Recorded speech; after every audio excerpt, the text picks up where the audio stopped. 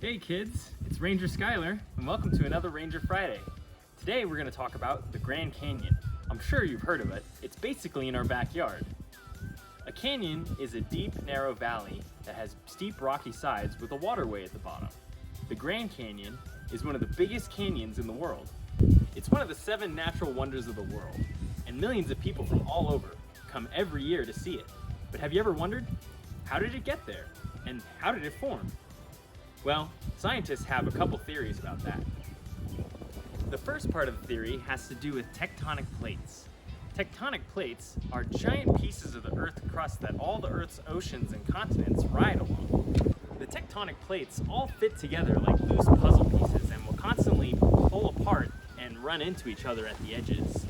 This running into each other and pulling apart can cause earthquakes, but it can also cause the land to slowly uplift over time. Imagine if you were to push 2 blankets together at the edges. What would happen is they would fold and crumple until they crumpled up into the air. That's what causes mountains, plateaus, and mesas around our area to form.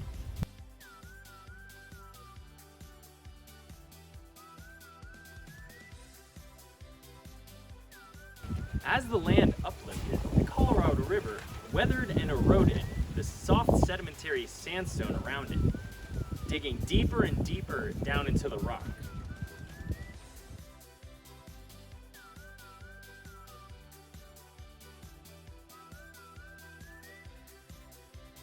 The Colorado River still cuts into the sandstone today and will get deeper and deeper. If you look at the Grand Canyon now, some scientists estimate that the Grand Canyon can be over 6,000 feet deep in some places.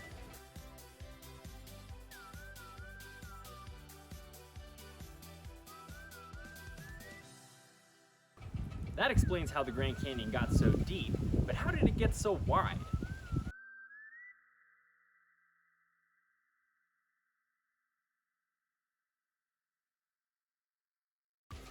The Colorado River didn't cut the whole Grand Canyon all by itself. Weathering and erosion also played a very major part.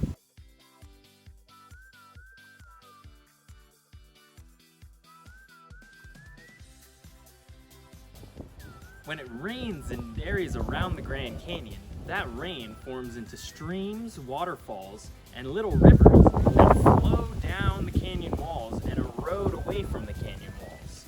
Over time, those streams form side canyons that get bigger and bigger and bigger over longer periods of time.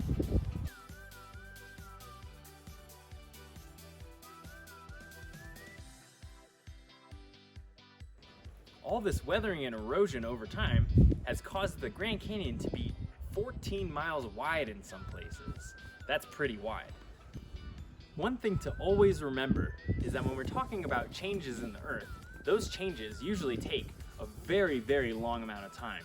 So all those things I've mentioned, the pressing of the tectonic plates, the uplifting of the land, and the carving of the Colorado River through the sandstone, that all took about 7 million years in order to create the Grand Canyon as we know it today. The Earth is constantly changing, even if it's too slowly for us to see or even notice. I hope you learned something this Ranger Friday. This is Ranger Skyler, signing off.